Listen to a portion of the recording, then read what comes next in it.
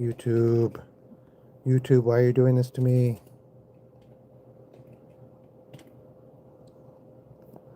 Welcome, welcome. It takes forever for YouTube to go live. I say this literally every time I start, but I don't think anyone's ever heard me because it takes forever for YouTube to start. So I was thinking about this time in school where I was confused because we got like a writing assignment and we had always gotten like these creative writing assignments where you were meant to do something like creative. And I was really bad at that. And so then we got an assignment and it was like, describe how you think this thing works. And hey, Marnie, welcome, welcome.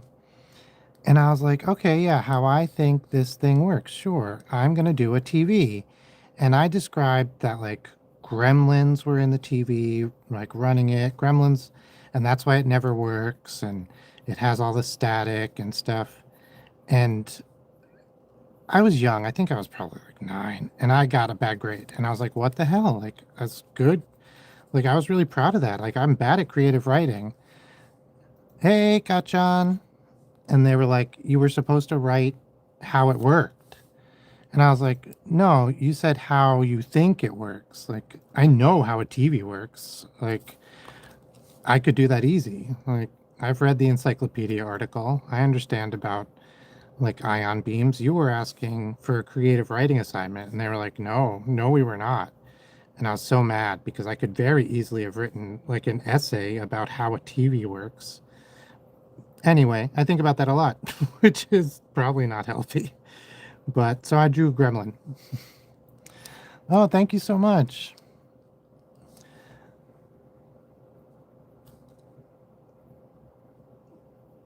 Yeah, it's so silly because like I don't know, it was just me making a dumb mistake. I'm not like upset with anybody else.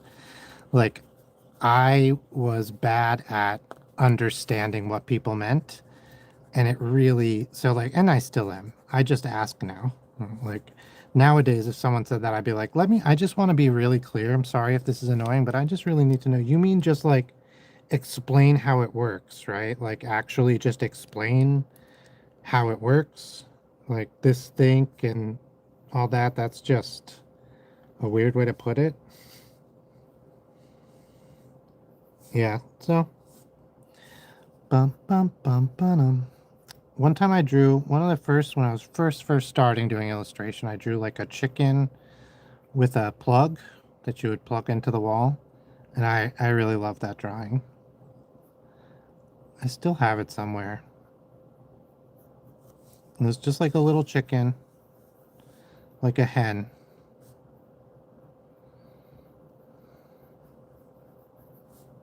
Little feeties. And then like a plug. Like ran around the electric chicken. Ah yeah, homeschooling. I've never done homeschooling. I was supposed to do 1 grade of homeschooling so I could skip a grade. They really wanted me to skip a grade when I was younger. Um, but we didn't. But I remember all the like materials and the books and stuff. Well, that can't be there. I drew the horizon too high.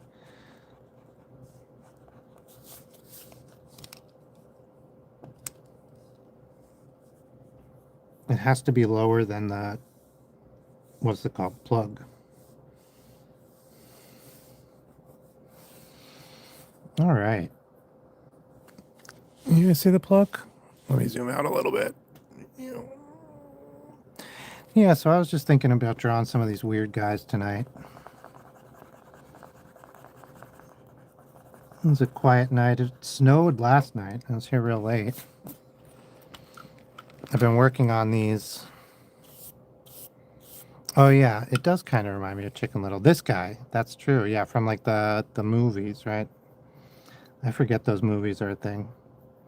These guys remind me in the Ninja Turtles video game for the NES. This is too niche. There was like these little guys, and they were like foot soldier robots. I don't remember how they walked or what their eyes were, but they had big round mouths like this. And then they just kind of like had 2 feet or something, and they walked. Oh yeah, the plug was the wide kick. That's exactly right. Wide kick plug. Bzz. Let's electrocute this guy. Wait, that's, you know, in the nicest way possible. I dumped out my bag of goodies, but I'm missing my good eraser. I just have this guy, which is a great eraser, don't get me wrong. But I usually have a big flat one. Do you need me? I'm just looking for my big flat eraser. Oh. Nope, just missing. There's this one. Yeah, I'll try that one, the rubber. Like the genuine rubber. Ooh. It's old. It's falling apart. Ooh, art was freaking bad in 4th grade. I kept upgrading my art every freaking time I saw drawings. So now I'm in 7th grade. Oh, yeah. Yeah, you gotta... So you say, like, every time you see a drawing. And I think that's really real. It's really important. I was going to give this guy, like, an electric aura. It's really important to... Like, people think, like, oh, I see my old drawings and I think they're bad, and that makes me feel bad. But you should see your old drawings and think they're bad and be like, oh, that's great. I'm better now. I can tell that that was bad. And also, like, you need that in order to get better. Because if you never can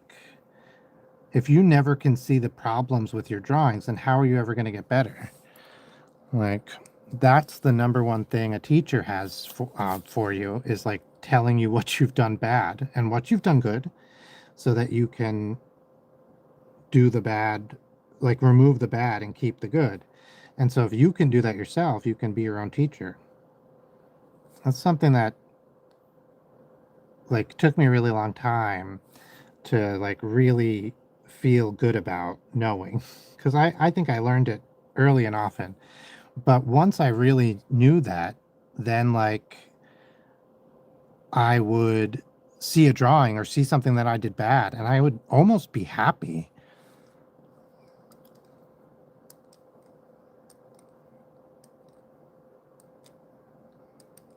Oh, nice. I always think about, so I've read tons of books with dragons and stuff. I used to voraciously read um, fantasy. I read every fantasy book I could get my hands on, and I worked at a bookstore, so there was a lot of them. And the one book that had dragons that really sticks with me, this one moment with dragons, is I think it's in Ursula K. Le Guin.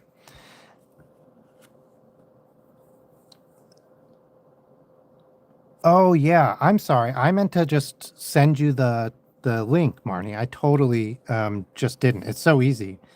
Next time I get on the computer, it would be a better time. I just don't have my computer hooked up to internet right now, so it's like a weird.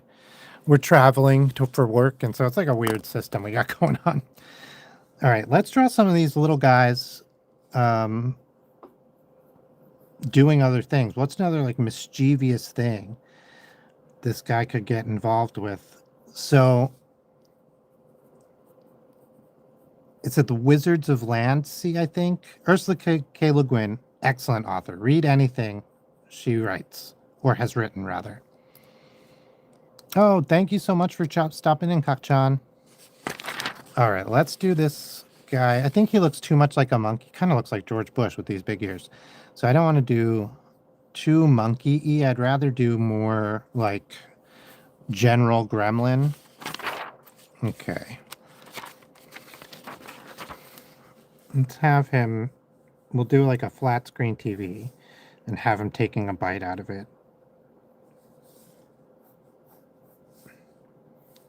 And he is traveling to like unthrone the evil wizards who are like being mean to the people in school. Something like that. And he has to go on this crazy, dangerous sea voyage. I'm misremembering this, but this is pretty close. And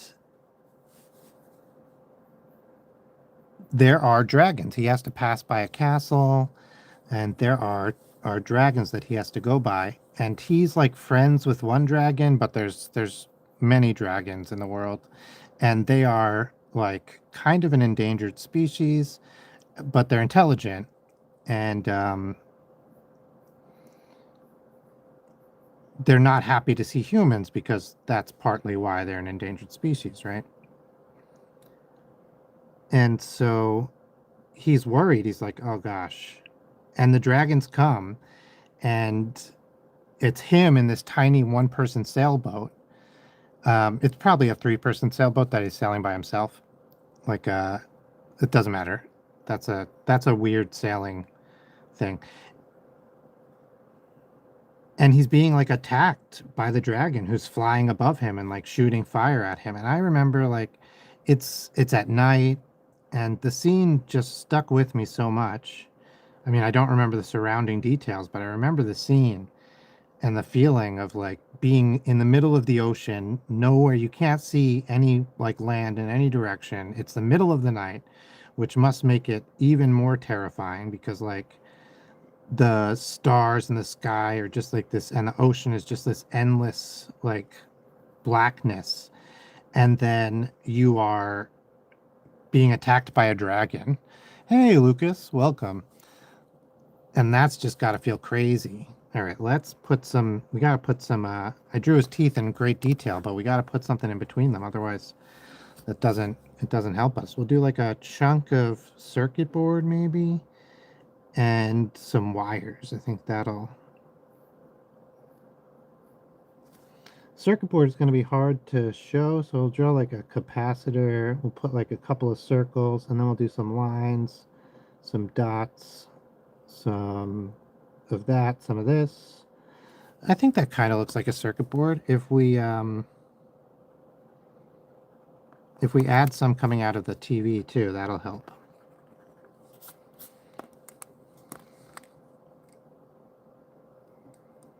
Author of Wings of Fire. Okay, yeah. Tui Sutherland. Oh, that's great.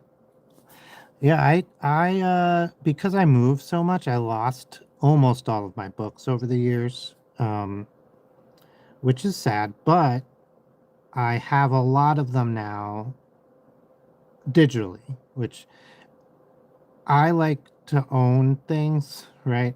I think that's really important, instead of streaming everything. Not that I don't like streaming, I love streaming, don't get me wrong, but I own a lot of these books, which I think is really great because I like to have them. And their books are so small, you can leave them downloaded on your phone or your computer, and it does not take up that much space. So I like that a lot.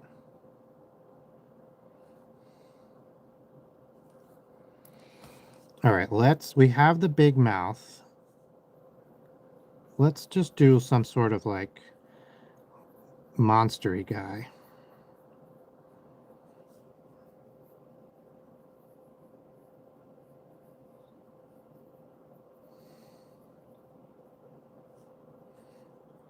We'll do some hair.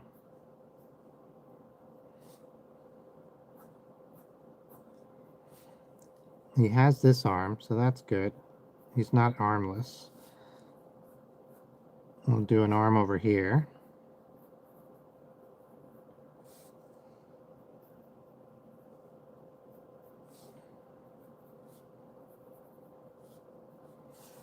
We'll work on this face. There's something there, but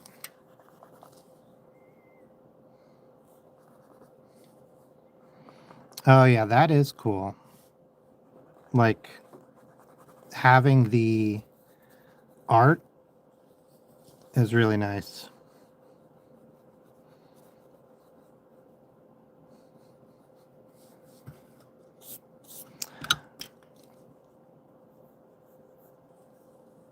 I'm just gonna move his face and put his eyes here in the center. make him a little bit crazier. We'll still have the patches of hair like coming. We can have his eyebrows even be like really crazy sitting on top of his head. I like that.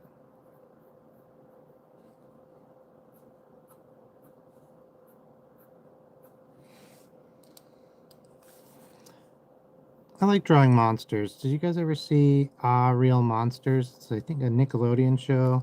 It's old, an old Nickelodeon show. It's great. They have different like crazy monsters. I really enjoyed that show. I think it I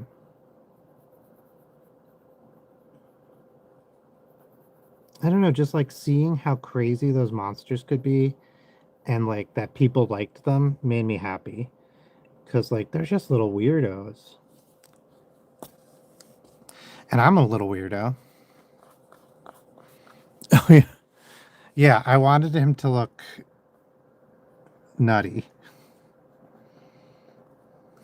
Let's do a little bit of color. I don't want to like spend all time coloring this guy, but I think this will help because we can get this to be like circuit board colored and that'll tie it together.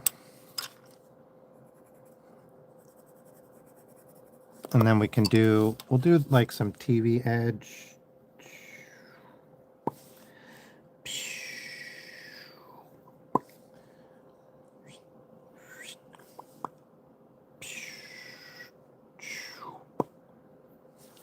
All right. This guy's really coming together. Or like taking it apart.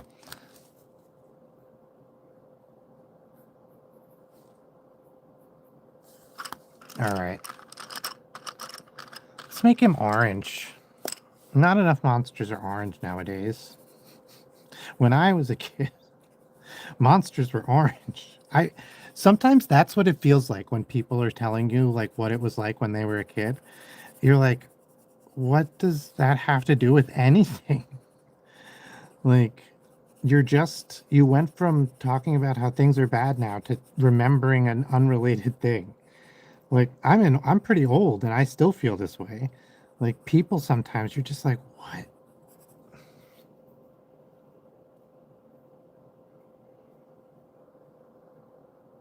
Ooh, hive wings? Let me write that down. I might take a look at that.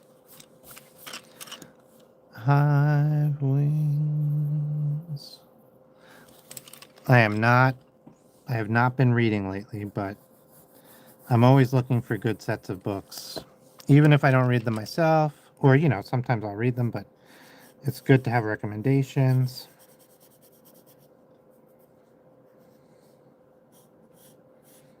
Going from not going to color this guy to like fully coloring him. This is what late night lives are all about. Doing weird things and making guys with giant mouths. I guess what color his lips? I mean, we're here. He's got lips.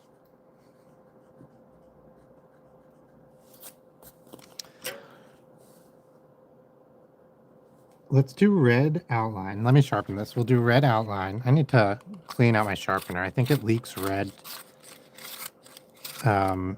pencil.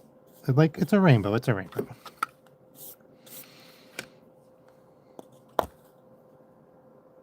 Ooh, shark anatomy is hard, right? Like, is it tiger shark or sand shark? What's the little guys that like hang out near the shore and are relatively harmless and cute, like little sand puppies? I think that's sand shark or tiger shark. I can't remember which one it is.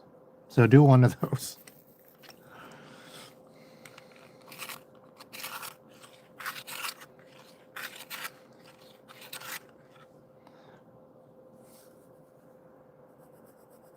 Just like choosing something and practicing it is such um, a fun thing to do. I used to do challenges like just by myself before I was ever on YouTube. Although now that I'm thinking about it, it would be a fun thing to do on YouTube. Although I'd be a little bit embarrassed. But anyway, I lost it. I would draw like say I would draw faces, and I would draw the same face doing like 20 different expressions. Ooh, black-tipped sharks. That might be it. And I would try to keep it the same person and still make it make the person have like, 20 or 15 different expressions. And that was something I would really like to do. And maybe I should do that on YouTube. It would have to be a long video. I guess it could be something I do on lives.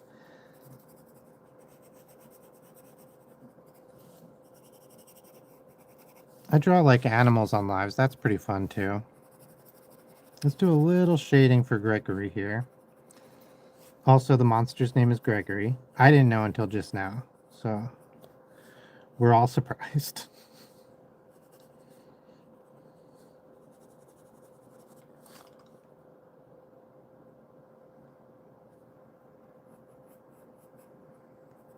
Gregory, why you have to eat my TV? I would have shared. I have an old one that's downstairs.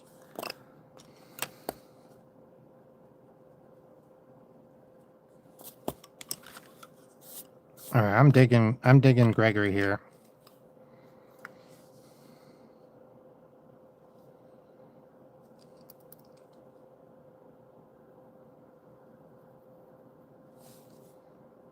He's really non-apologetic about it. Also, he's not like scared to see you. Because some guys who eat your TV, they're like bashful. Not Gregory.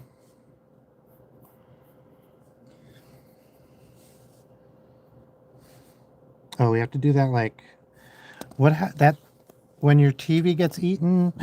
You guys know when your TV gets eaten, it has like those crazy lines like. Psh, psh. And then some yellow. Light blue. Like glitchy. And then some black, right? Like.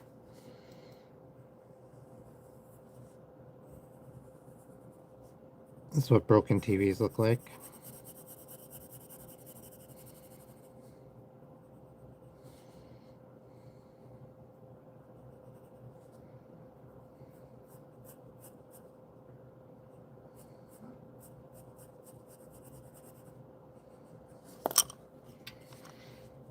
A little bit of this, a little bit of that. And then over here it's like Conan or whatever you were watching. Bluey.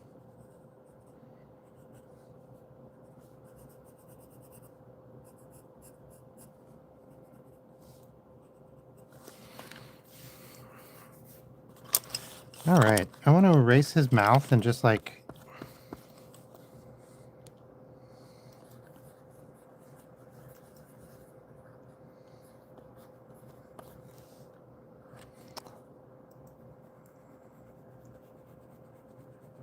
okay. I just want that piece of circuit board to like really pop. So I'm just going to go in with just the green and try to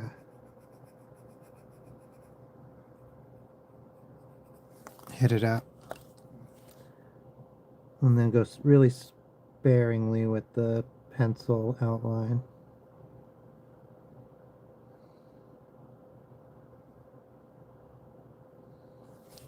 Yeah, I like that. I like that. Hey, Mary and Allie. We're drawing weird little monsters. We're just finishing up. This is Gregory. He eats TVs. We had somebody who was chewing on blenders before. Bzz, bzz.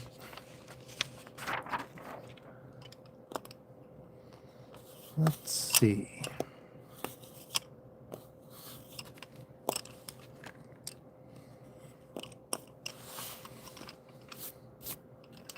I like this one. This one came out good. I don't know what I would do with it.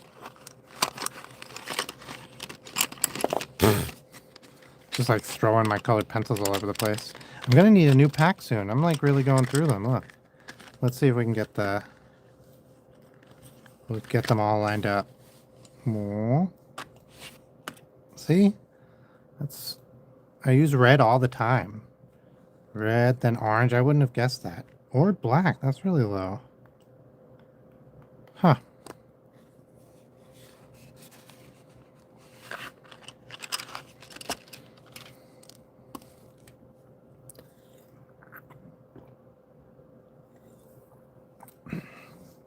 All right. We've started with the object, or you guys weren't here for the blender. Let's start with the monster this time. I kind of want to do, I always want to do like giant mouth monster. Giant mouth, like small frame. Like this.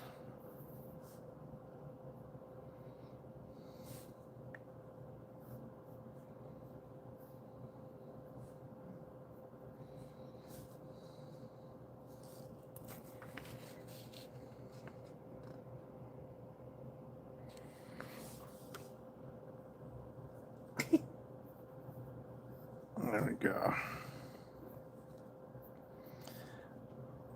This, for some reason, to me, this guy is just saying hello, and he's trying to be friendly, but it's really creepy. That's a crazy monster. Just like a big, like, monster that like, he thinks he's being friendly, but he's just incredibly creepy.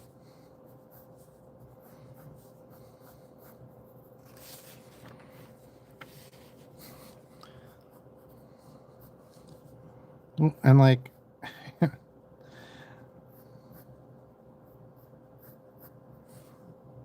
yeah, this guy, like, I just wanted to go for unsettling, but it's really unsettling.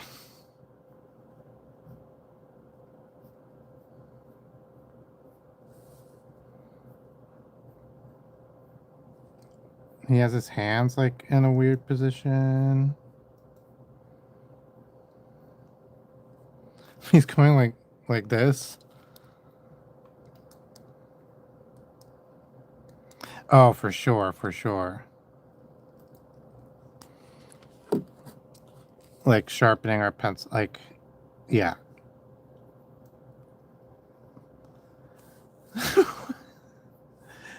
I'm gonna give him like little ears.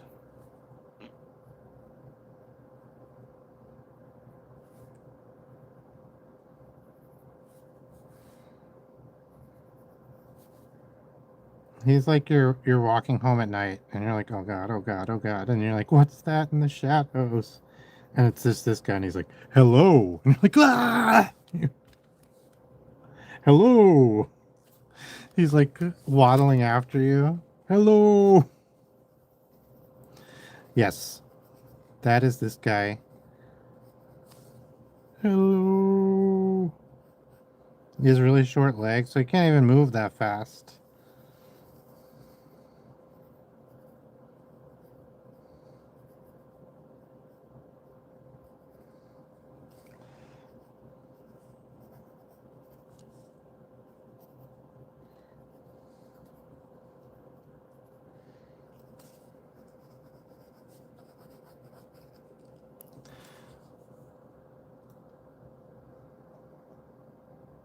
Oh, yeah, yeah.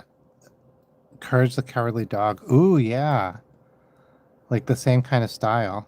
Yeah, Nuclear Moon. Like you can do that with a lot of stuff. If you rub anything with a lot of paint, you can heat it up by rubbing it really fast, and then that'll make it sticky, and then it'll stick when it cools off. As long as you hold it as it cools off. It's like friction welding, essentially, but instead of doing metal, or you can do this with wood. You can friction weld wood, doing the same thing. Basically, because wood can be plasticized, and so you do the same thing. You heat it up, and then the lignin, I think it's a lignin, it might be the other one, the cellulose. I think it's a lignin in the wood, like gets a little melty. And then that. Okay, let's do some color on this guy. Oh, that's funny. When we were in school, we would sharpen pencils really sharp and then throw them up into the ceiling. I wouldn't do it because I couldn't, but lots of people did. I really liked pencils. I thought it was a waste of pencils. So, okay. Think I've been imagining this guy like blue and purple. So let's do that. We'll do... Oop. Yeah, I love pencils are great.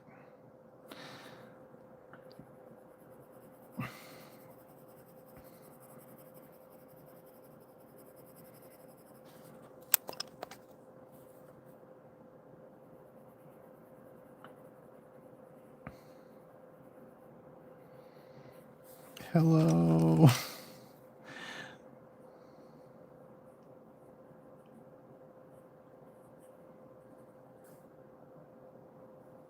I was wondering, you know, like, well, it doesn't matter. Yeah, I'm gonna try to do a gradient up from there. I'll do. Yeah, I need the eraser.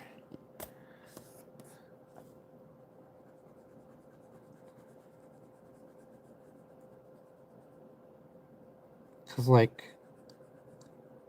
you know, there's a hole in the back of your throat. What? That's such a weird way to put it. Your throat is a hole in the back of your mouth? Yeah.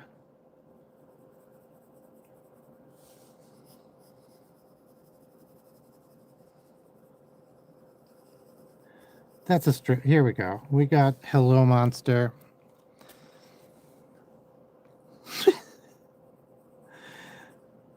I just imagine this guy over here. He's like, hello, and he's chasing after you, and then this guy's like, hey. Scares the crap out of this guy. All right, I am in my own world today. These monsters are having like they're living a whole life.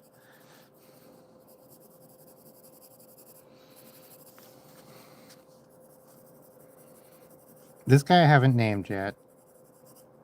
I've just been calling him Hello Monster.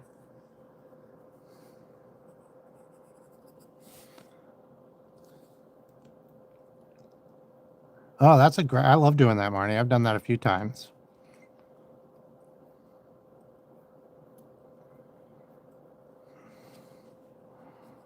Is that and it was when you were coloring in his mask and you were like, perfect. Sorry, that's just a joke. I'm sure you did a great job.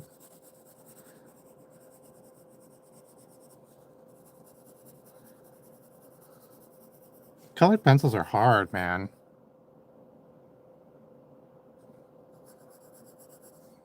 I'm always frustrated with them.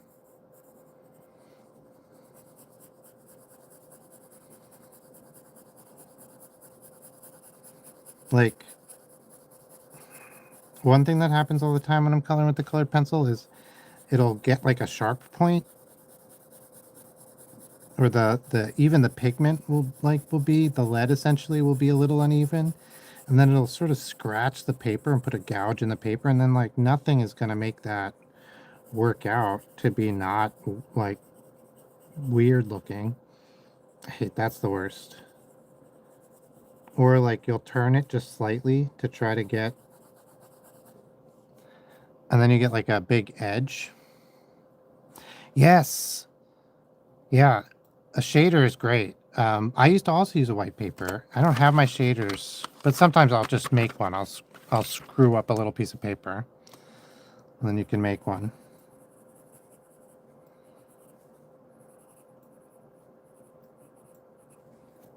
I love a good shader. What do we used to call them, like stubs for? I think we used to call them stubs.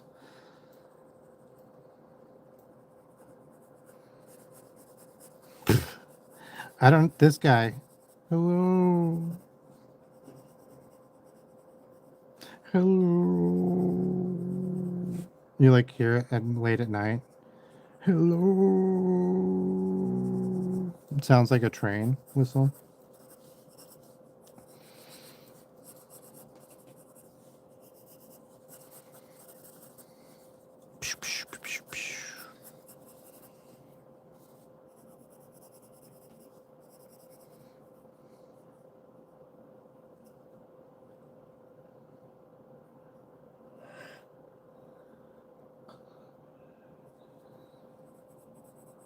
I can't tell. I don't think he's like evil, but he's pretty eager to say hello to you.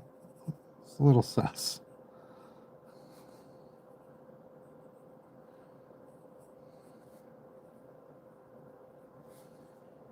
I want to do pink nose.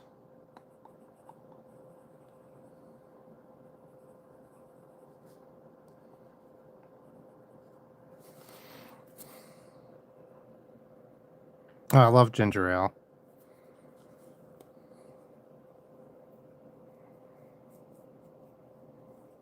Yeah, I do a lot of a lot of my work I do pencil only, and then I color it on the computer. That's my favorite. Although I've been getting a lot of practice with colored pencils. I'm getting better and better. And I would love to. I've been working with come on, brain. Like colored inks, like India ink, but different pigmentations, and that's been really fun. Although it's set up at the house, so I don't have it when I'm traveling. That's why I got into colored pencils, because I had them while I was traveling and I didn't have my computer.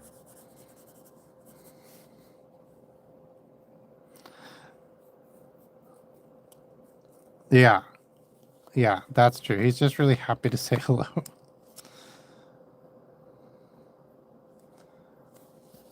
I'm trying to think. I think I'm gonna make his like little beard thing mouth pouch orange. I'm doing it already. I've set it, but the pencil's already hit the page.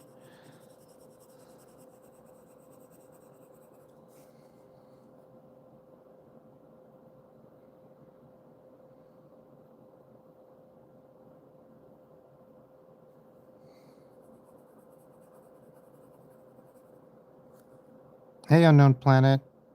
Are you talking about Ah Real Monsters? I think you might be a little behind.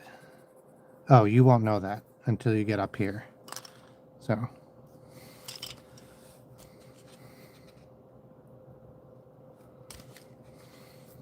if you are behind. Hello, hello. If not, hello. Now I've been talking about this too much. We're doing crazy monsters. We have this guy's upside down. We have TV Eater Gregory. We have the Hello Monster. He chases after you and just says hello. This I don't know why this guy creeps me out so much. There's like the woods in the background. It's nighttime. I'm still like 3 blocks from my house. And I see this guy coming after me. Hey, Mr. Possessive. Good to see you.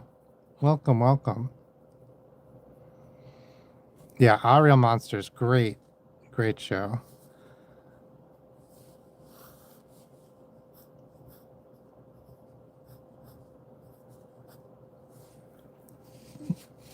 Hello.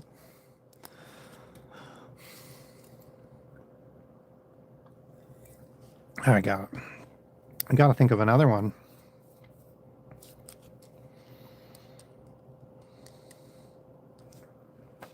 Hang on, let me readjust this chair. It's terrible.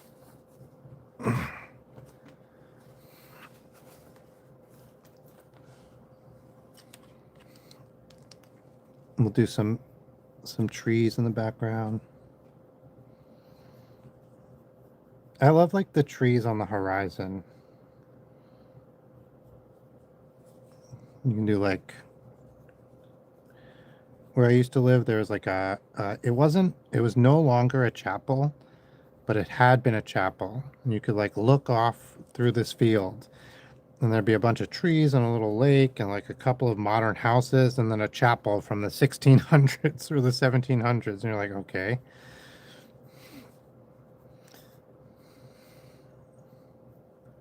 Because it was like, it wasn't anywhere you get access to. It's like on someone's property. That's what made it weird. And usually those historic buildings are like on streets. Historic for America.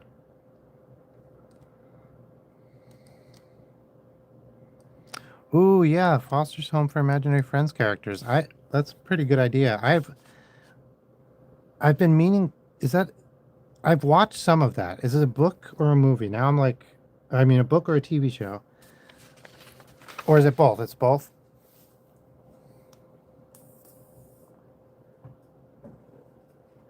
The chapel is really weird. So like, there's a chapel.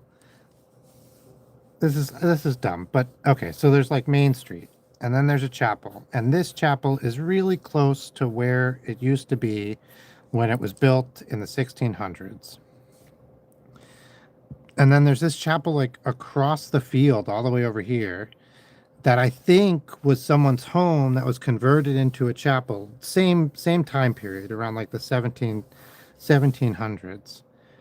And like all this used to just be like dirt, like flat fields and dirt roads. And then like down the street where the chapel originally was like a one-room schoolhouse and a graveyard. But the chapel used to be like nearby there. And that's all I know. When you look up and you find like historic photographs, the first photographs of these chapels is like a kid on a tiny like wooden tricycle bike, like just like this, made of like wooden wheels, and he's wearing like when you see little kids in movies and they're supposed to be like you give them a lollipop and you're like, oh, how cute. Yeah, this is old school New York State. Yes, it is. And it's like dirt roads and like he just came from church, you can tell. It's weird. It's fun. It's hard to nail down exactly what happened. Um,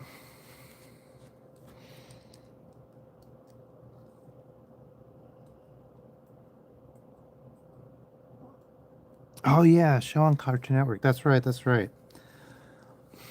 Okay. We've done some skinny guys, we've done some little guys. Let's do big. Yeah, it's pretty good. I really like learning the local histories of places that I live. I think it's really important, and the older the history, the better. So we just moved to a city in upstate New York, and we found an old park that's like an abandoned ruin.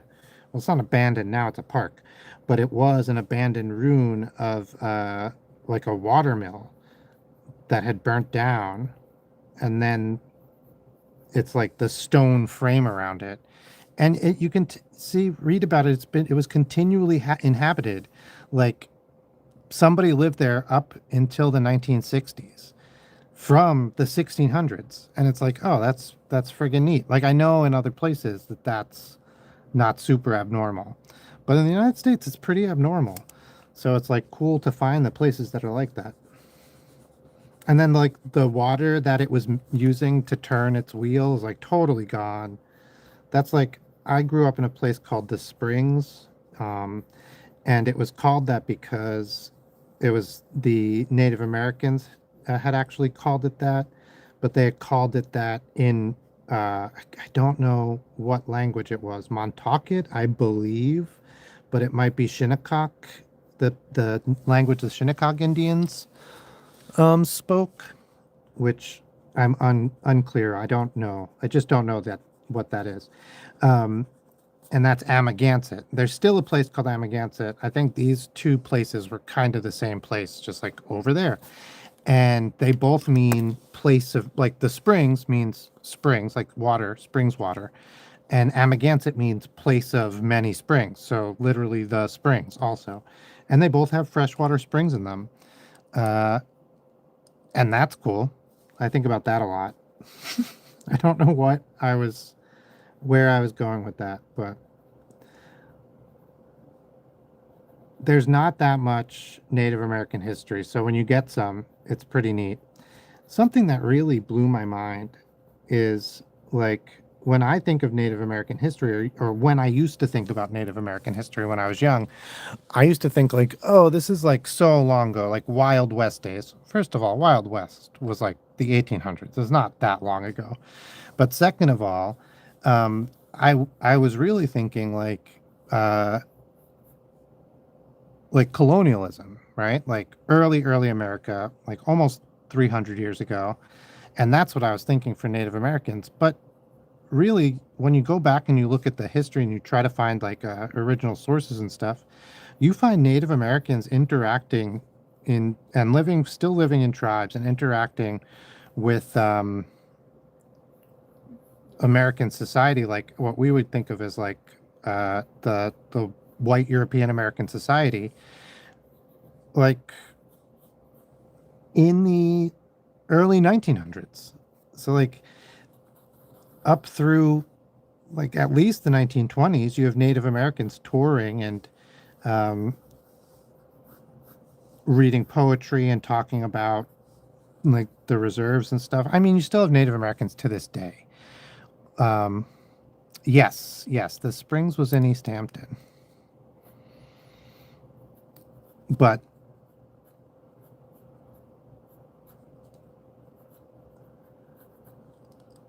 there's this like idea that they stopped having an influence, or I was taught maybe through uh, a lack of teaching, like that they were no longer present in the area, but they totally had been. You kind of learn like Trail of Tears, all the Indians live in Wyoming, the end. And like that's just not true. That's what I'm trying to say.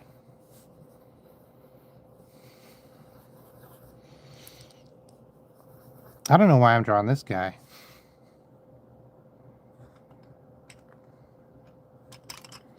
Yeah.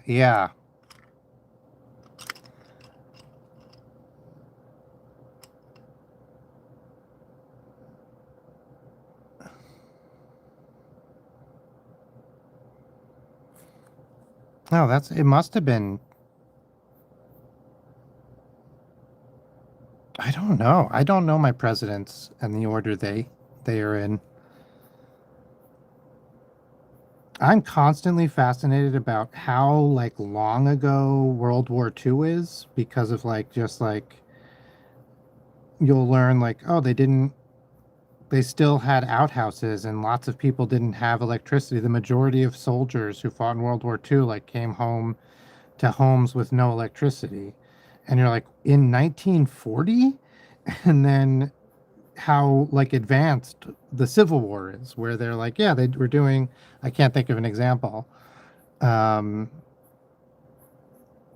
but it'll be like extremely modern stuff. Like, oh, they're like photographing the president, like that paparazzi trying to break in and take photos of the dead body of the president, and there's this big scandal. And you're like, oh, that sounds like modern times, but no, that's Abe Lincoln. That's like the 1860s. And you're like, wait, it's just so interesting how like you don't have Trail of Tears, uh but you did still have tribes that could stay depending. I don't know what the rules were or how they did it, but I know we had the Montaukett Indians were fighting a court case to be recognized as official Native Americans, which is crazy because they were a Native American tribe, because they had been a Native American tribe, lived on the same land, interacted with the settlers for hundreds of years. Everyone knew who the Montauketts were. And the judge was basically like, no, the Montauketts do not officially exist. And like you can find this court case, it's public, you can read it. It's like happens in 1905, I believe. And like I don't know.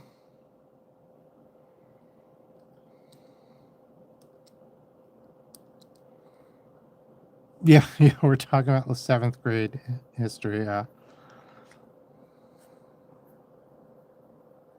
we'll make him snoring. Scratching his nose.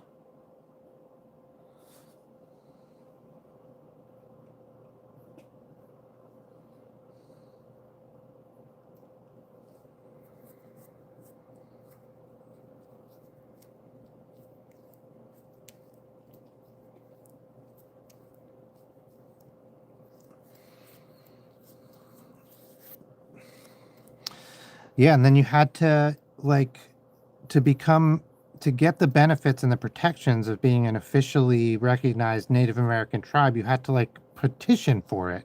And like I said, some of these tribes, like, were just continually recognized by their peers locally, like, for the whole time that America had existed, the whole time that colonists had been here. And then they couldn't get officially recognized by the US government, which, like, made it harder and harder to get protections, or impossible really to get protections, and harder to get any reparations or anything like that. So it's really, it's terrible. It's terrible. What I learned recently was the American Revolution. Part of that, oh, thank you so much.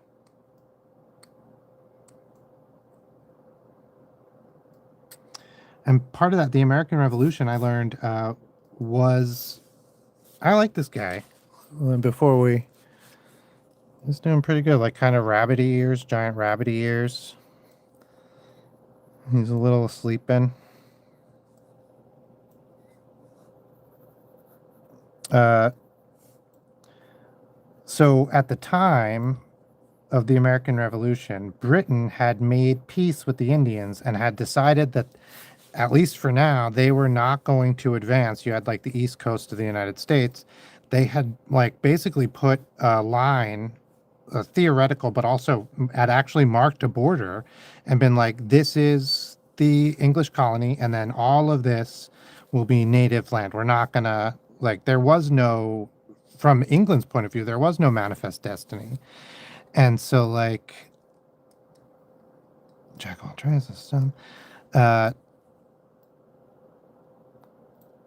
And so part of the American Revolution can be seen to be a desire for this land, and not only to break away from England and get rid of the taxes and all that, but also to have more free land.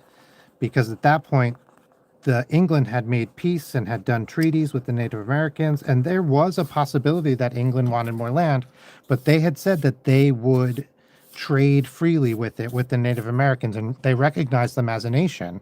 Um, and then the American colonists were like, "Nah, boss, I want some of that. I want some of that free land."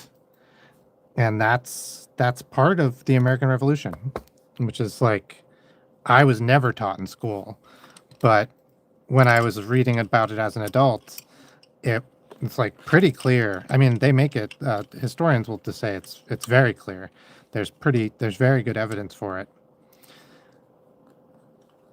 Not saying that if England had kept whatever, that it would have been perfect or nothing bad would have happened, but, like, a lot of the places that England was like had dominion over, like, the native populations are still there. There's still, like, a lot of that culture. Is it messed up? Sure, but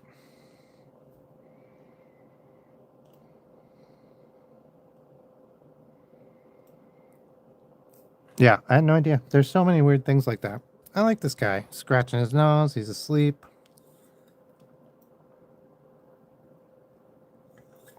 You know who he reminds me of?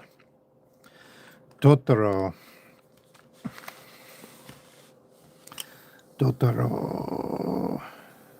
What does Totoro look like? Totoro.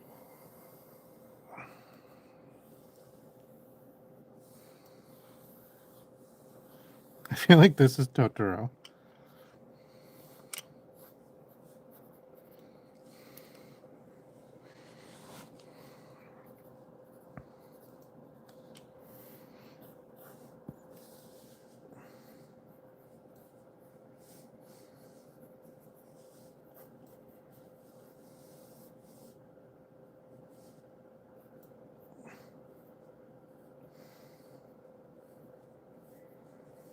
I don't know.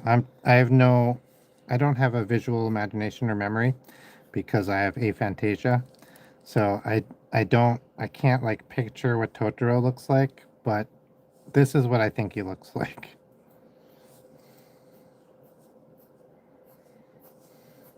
This is very monstery.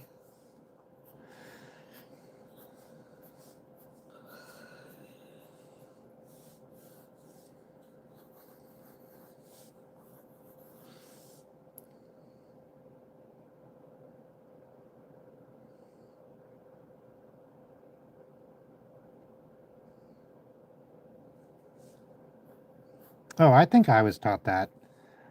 Like, I think that was a pretty big teaching point.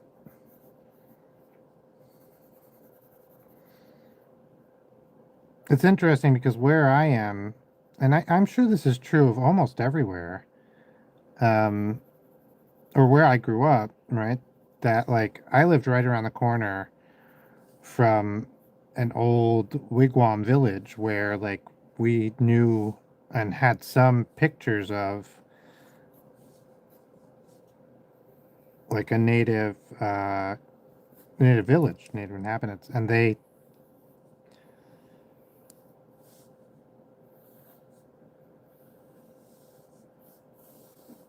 Oh my god, I'm gonna give this guy glasses.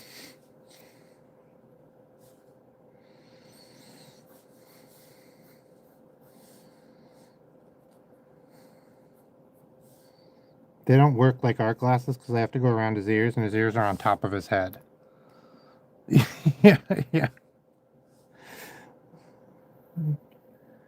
I'm gonna get new glasses. I'm excited. My prescription didn't change, um, but I lost my glasses. So and the doc checked. I still have good vision.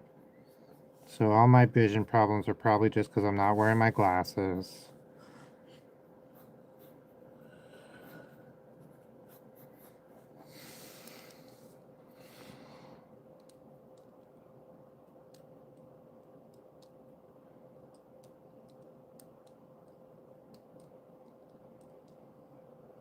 Oh dang. Yeah, I wish we could have coexisted more peacefully. Also, um, or I mean that's my first wish. Right. I wish second that there was better documentation and that like it didn't there wasn't a systematic uh, destruction of their culture, which there was, which is really friggin' terrible. Like, ugh, ugh.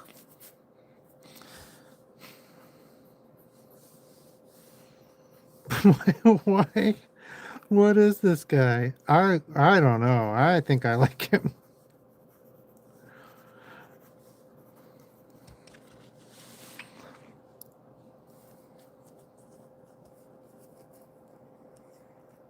That's also true, Mr. Possessive. Yeah. Yeah, I was really afraid of the teeth, but I think they came out great. I like as I was doing them, I was like, these are bad. I shouldn't have done it so much, but now I like them. I wouldn't change it for the world. Okay, for the world. You got me.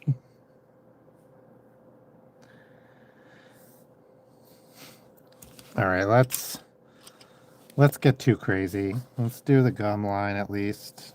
At least that's the thing. I'm like, if I could color one thing on this guy, it would be the gum line. I mean, it's true. It's a weird choice.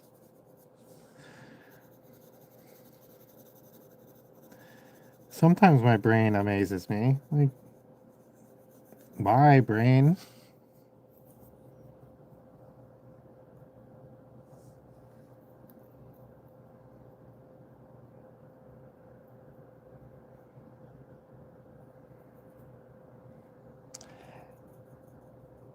Oh yeah, like Ghastly and Pikachu had a baby. Yeah, yeah.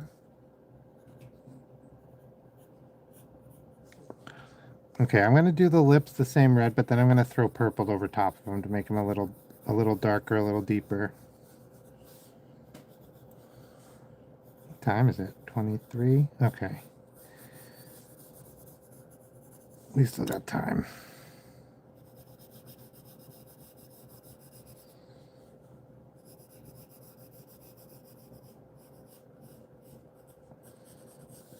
Man, every time I decide to do a late night stream, which is just me drawing as weird as stuff as we can come up with, I'm always like, I don't know. I don't know if I'm gonna have enough. I don't know.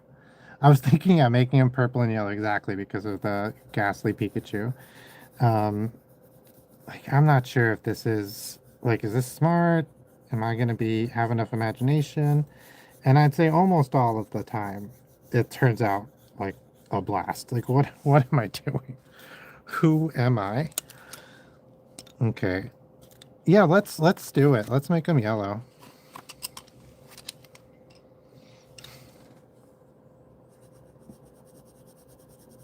And give them yellow with black tips on the ears.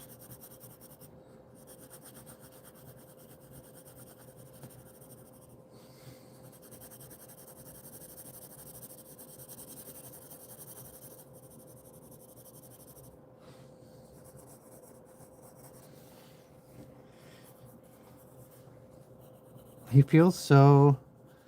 Oh, let's have the cheeks be a little purple. And then the center, oh, and like maybe the top of the head, that'll also be purple. Okay, I think this is gonna come out good. Hang on. Gotta get behind the glasses. We'll do the behind the glasses a little bit lighter, and then it'll look like the glass is kind of taking some of that intensity. Yeah, yeah, your new sleep paralysis demon. Yeah, I like this guy. The more I draw him, the more I'm like, yes, yes, please.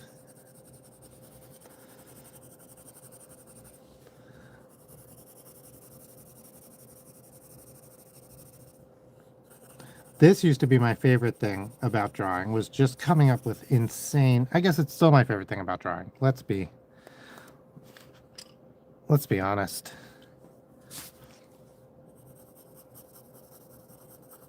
It's still on.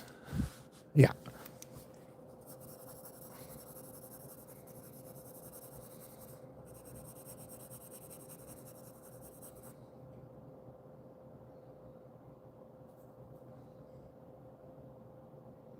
I'm wanting it. Yeah. So they say most people will have a sleep paralysis dream. And more men than women have sleep paralysis dreams. And it's not really, most people have at least one. And it's just like we don't really have 100% know exactly what it is, but we're pretty sure. Well, we know some of the mechanisms, right? It happens when, for whatever reason, you're in sleep, like all the chemicals that should put you into REM sleep are in like working, but you're conscious instead of in REM sleep. So like that's why you can't move, because when you're in REM sleep, it gives you it like uses a chemical to knock your body out, to keep you from moving. And also that's why like it's crazy essentially hallucinations and stuff, because during REM sleep your brain is flooded with chemicals that help you hallucinate and have crazy thoughts and ideas to like do whatever REM sleep does. We still don't know that. Cleaning the brain is part of it, but like other stuff too. And so those two things combine, and now you have sleep paralysis demon. Or like some people have like a crazy dream where you keep waking up over and over and over again, and like terrible things happen and then you wake up. Another terrible thing happens, then you wake up. Because like sleep paralysis dreams aren't just the sleep paralysis demon. There's a couple different common types. It's actually fascinating. It seems to just be like a misfire, a misalignment of like the sleep cycle and um, your actual consciousness.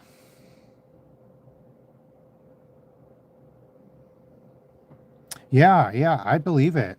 Like, I feel I like I don't think I can do that, but I feel like I know the feeling, and like if I practiced I could. Like I'm not sure, obviously. I'm not trying to say like, but like I think that seems totally plausible and totally possible to me. Like cuz I can meditate down to like a very interesting state of like betwixt sleep and wakefulness.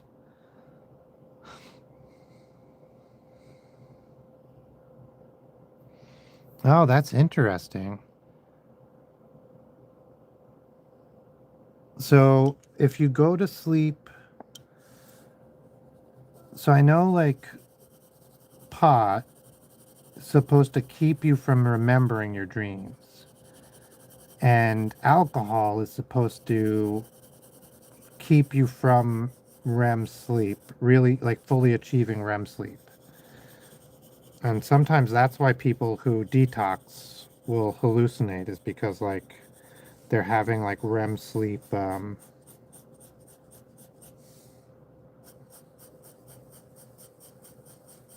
at like not withdrawal, the opposite. Like it's all coming back at once. Oh yeah, I love that.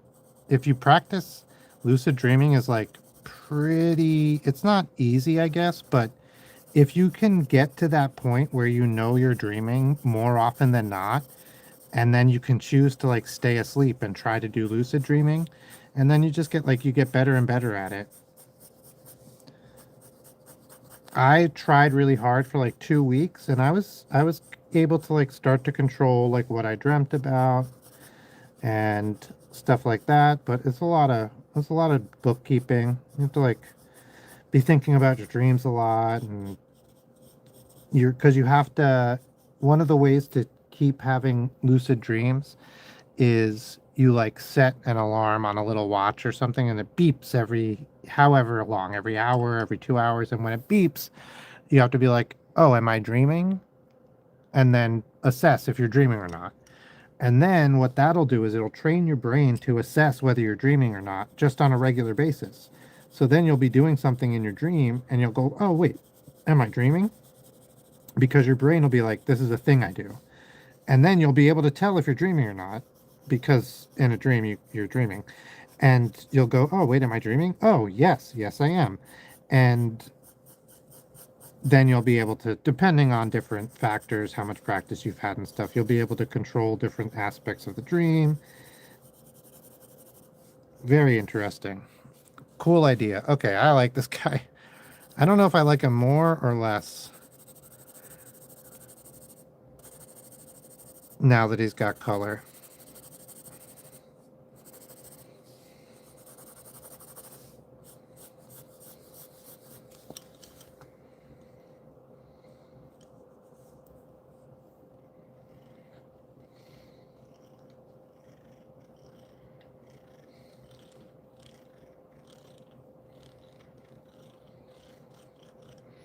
Yeah, lucid dreaming is neat. I think, like I said, I only did it for about 2 weeks. It was a lot of work. This was years and years ago, but I remember I could start to control like general themes of the dream, and I was like making conscious decisions and changing small things. It wasn't super easy.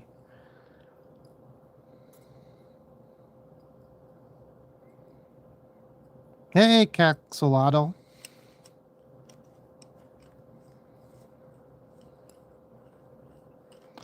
Yeah, dang, my little brother is like that. He never has good dreams. It's all nightmares. I just don't remember my dreams. So for a long time I thought I wasn't dreaming, but I remember them every once in a while. Sometimes I wake up and I'm like, oh, that's interesting. Like this being awake aligns with my dream. And then I'm like, which was, and I just have no idea. Like it disappears so fast, even when I'm actually thinking about it. All right. We have this guy. We have the hello demon, the hello monster. Hello. Hello. Oh, nice. I love doing sculpture. We have Gregory. He ate your TV. We have, oh, and then we have this little gremlin. Bzzt, Bzat, maybe. Let's, what would, like,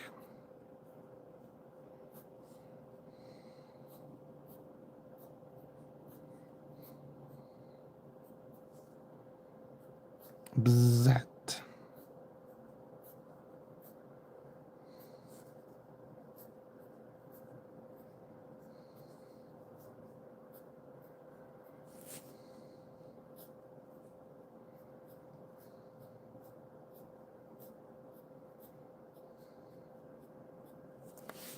Oh, there we go. Bzat.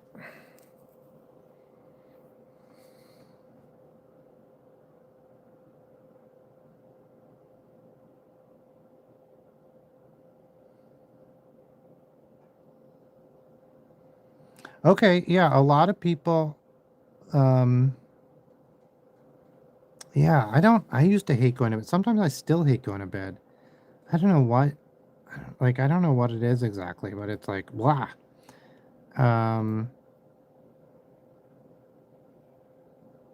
yeah, a lot of people unknown, like, they think that video games have made people better at lucid dreaming because, like, when something bad happens, people are used to fighting back. And, like, if you play a lot of video games, like, bad things happen all the time and you just deal with them, right?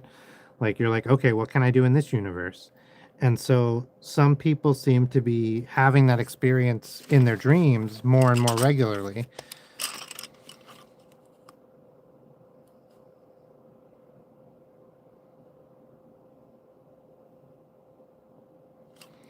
Yeah.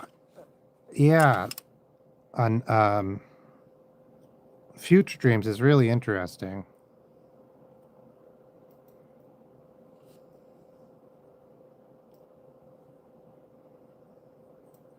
Yeah, I wonder. I bet you the sleep paralysis is more likely when you're not sober. I feel like I've read something about that. So the idea that dreams might be able to see the future, like, like I was taught, that's totally ridiculous. But science doesn't. It still has no method for how that might happen. But it's no longer like totally ridiculous because we have now proven that even in the classical world, like cause and effect do not have to be in that order. Like time doesn't exist the way we perceive it. So, like, something, if time is this arrow that we're all experiencing, this is when you're born and this is when you die, something that happens here can be the cause of something that happens back here. So, like, we used to always believe that cause had to come before, in a sense, meaning earlier in this timeline, before an effect, where something had to cause something, had to be in the past. But time like this is only our perception, and it doesn't actually govern any particular rules of the universe. More or less, there are some things that like interact with time and like speed of light and but in a classical sense, something can happen here that causes a thing to happen in the past. So,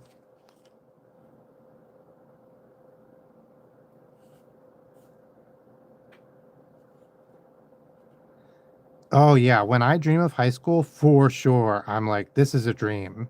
This is interesting. I can't necessarily control anything, but I'm like, This is a dream. Yeah, so they first proved it with quantum physics. That something that caused something to happen before the thing itself happened. And then they were like, well, surely it can't work with classical physics. Like, otherwise we would know it, right? We would know that things can cause things in the past to have happened, which doesn't, we wouldn't know that, right? Because how would we know that? Like, we only live in a single direction. So they tested it, and I can't remember how they tested it. I know they tested it first mathematically to show that it was theoretically possible, and then they tested it experimentally. But I don't remember how they did that. I think it had to do with using qubits and entangled particles, because then you can measure one and tell if it's been affected by something in the future happening. Um,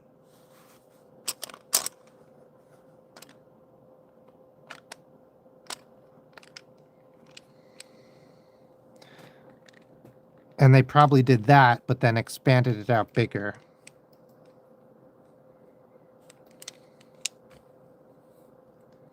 So I think you could, in fact, and like now we also think that the human consciousness is probably a result of the quantum interactions within our brain, or at least if it's not a result of it, at least it is utilizing those things, which means we could, in theory, see into the future in one way or another. Like, see into the future. We wouldn't see into the future, but something that happens in the future to us could have an effect on our brain. So dreaming something now that happens in the future is conceivable, even if we don't know exactly how it would happen. We have some theories as to how it could happen. Um, it's no longer like entirely impossible, ridiculous. Although in some ways it's entirely impossible, ridiculous. We've not come up with any. We haven't discovered anything that shows how it happens or that it happens. But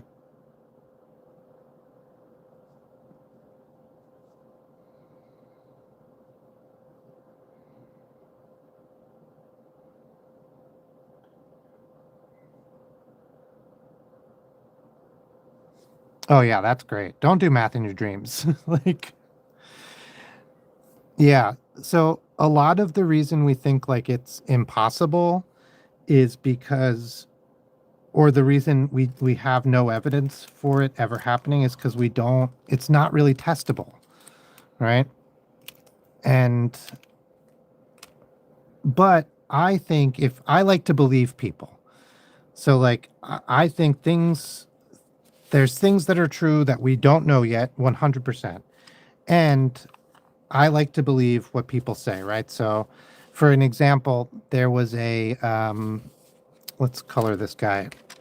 Uh, there was a indigenous tribe on the coasts of Canada, and I forget, actually it might have been on Labrador. It was on one of the islands, and they were like, we have lived here for more than 6,000 years. And we know that because of our oral history. Like, our oral histories tell us that we've lived at this place for this long, and we did these things then. Like, we smelted metal back then. And people were like, nah, bro. Like,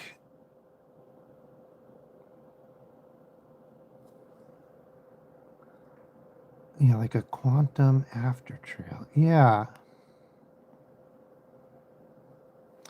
Yeah, so I guess we don't yet know. It's still theory on how the brain uses quantum physics to think, because we don't know what consciousness is, right? So, but that's part of why I think it's so crazy, is because we don't even know how we're conscious, and then somebody's like, "Oh, I fell in love at first sight. I saw somebody and had this like my whole life flashed before my eyes, and I was married to them, and this whole thing, and like I know that I'm destined to be with that person."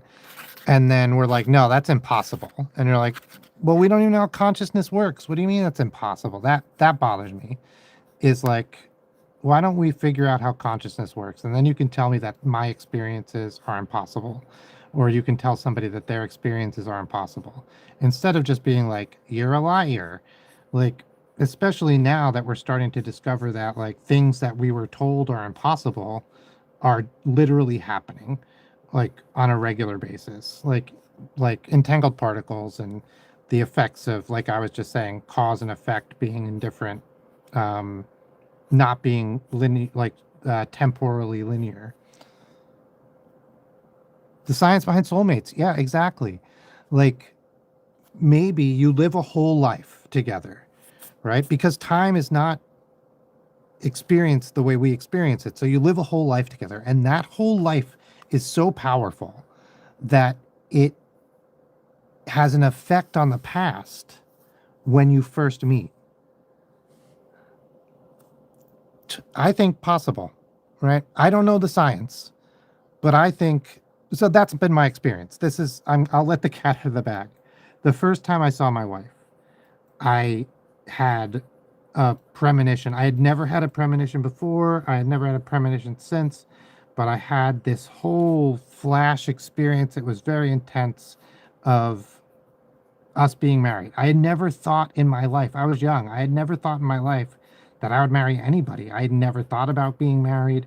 I It scared me. It wasn't something I thought was neat. I thought it was scary. And it made me feel guilty because like I had a girlfriend who was somebody else and like I didn't understand what was happening. And then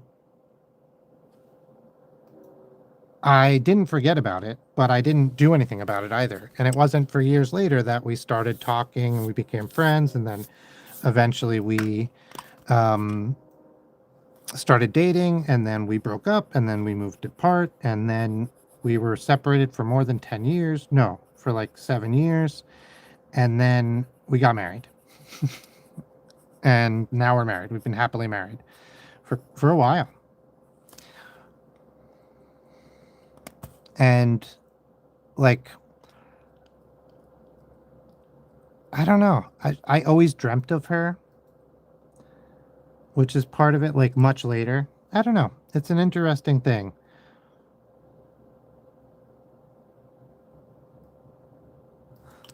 Thank you. Yeah, it's interesting. Ooh, what color should this guy be? Oh, do we do anybody who's green? Let's make him green.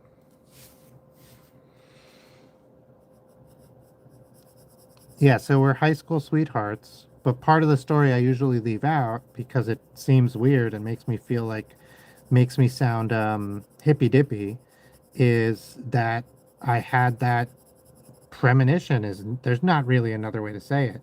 This flash, this vision, I guess it's a vision of our, like of a million little images and feelings and like of us being married. And like I said, I didn't want to be married. I think I was 14. Like I married was not something I thought of. And very strange experience. And then I felt like weird. Then I was like, oh, I guess that was wrong. I guess that was nothing when we were separated, because we were separated for a long time.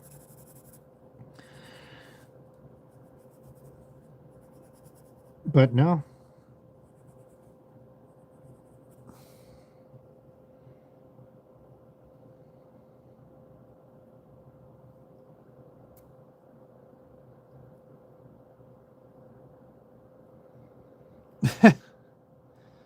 School sucks.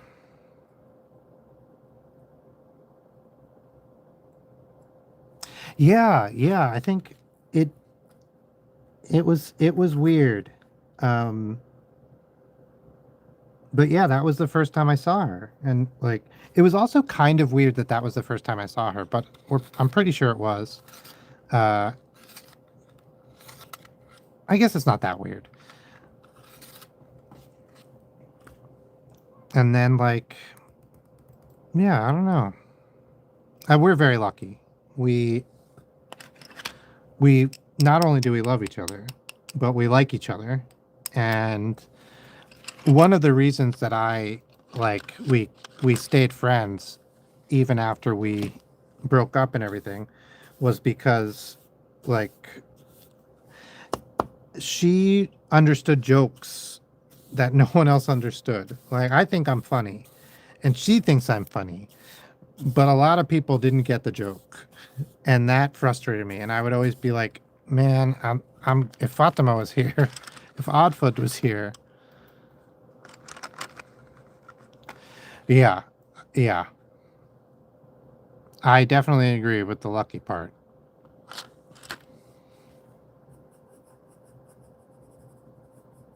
This guy kind of reminds me of a flying monkey. Oh, all right, it's getting late for a late night. Now let's go over these guys one more time, and then I think I gotta go. I got carried away with this cause and effect talk. I get very passionate about it. And about the, like, quantum mechanics having an effect on the brain. For a long time, that was considered extremely fringe. And it's starting to become much more mainstream. And, like, it feels just obvious to me. But, you know, I'm not trained in that, like, neuroscience, just self-read up. Yeah, it's been a great conversation. Thanks, Mr. Possessive, Nuclear, Unknown. Thanks for stopping by. We got this guy, little gremlin two shoes. He doesn't actually have any shoes, but don't tell him that. He gets really upset. We have Gregory, the TV eater. It's not the TV, it's the circuit boards he really likes. He knows they're in TVs. He doesn't know anywhere else they are. So that's real pain. Then we have the Hello Monster, who chases after you with his stubby legs in the middle of the night and says, hello, hello. Very, very creepy. He does not know he's being creepy. Or maybe he does. Have you seen this guy? Then we have Sleepy and Steve.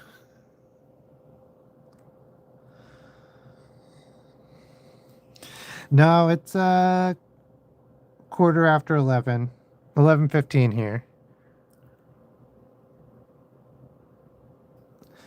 So just an hour later. If I was home, I would keep going. But I'm actually at the office at work because that's where I have internet. And so,